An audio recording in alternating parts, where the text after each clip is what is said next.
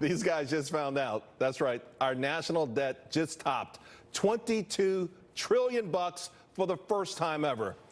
And instead of both political parties screaming about cutting spending, they're actually increasing it.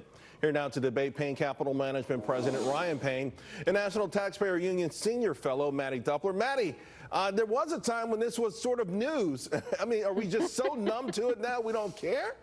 Well, I would argue that both politicians and Americans have become somewhat inured to the notion of the growing national debt. And sometimes you can't blame them, right? Couple trillion here, couple trillion there. All of a sudden you're talking about real numbers. But I think that clip you played was right on. We are careening towards a cliff, and we don't know how to stop ourselves. Now, in some ways, it's alarming but not shocking that politicians have not started to use the national debt as an issue that they actually want to try and tackle. But frankly, if you look into the future, $22 trillion now, but $1 trillion every year after that really starts to make a dent. And the reason that politicians should care about this is for both political reasons and realistic ones as well. One is that it destabilizes the future for all Americans. So if you're potentially a Republican or a conservative who talks a lot about economic opportunity, those opportunities narrow as the debt continues to squeeze out other kinds of investment. But if you're a Democrat and you think the federal government should be spending on a lot of different programs, those priorities will also be undermined by the fact that the debt will take up a greater part of the federal budget.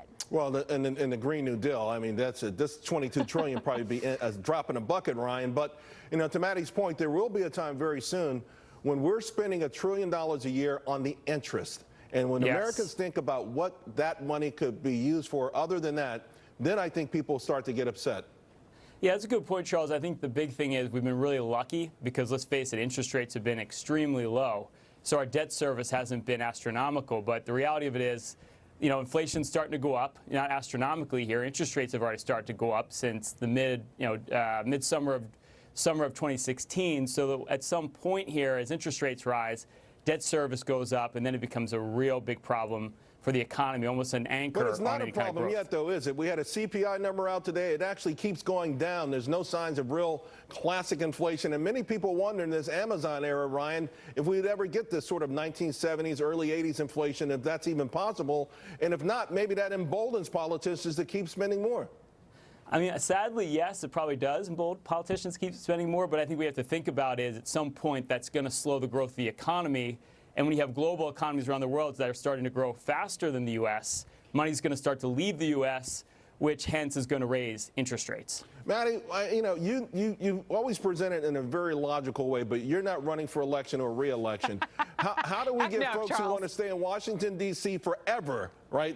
They want to bring the bridge to nowhere back home to get re-elected. How do we get them to understand the urgency of the problem? Yeah, Charles, inarguably, the bias towards spending is a hard one to correct for the institutions here in Washington, D.C. But listen, you look at the Congressional Budget Office, you look at the other bean counters here in town, it is clear what the problem is. They tell us over the next 10 years that revenues are going to stabilize around their historical averages, but spending is going to continue to spiral out of control. So it's going to take some bravery from politicians on both sides of the aisle to start tackling some of these problems. You know, the point made earlier by Ryan, the fact that we've got a debt that's going to get more expensive for the federal government probably isn't going to be an issue until we start to see consequences for private industry. And I'm talking about the debt limit that's coming due on March 1st. We'll see in the summer when that debate continues to pick up. But politicians need to start feeling the pain that private enterprises feel when they're making these decisions about how they're going to service their own debt.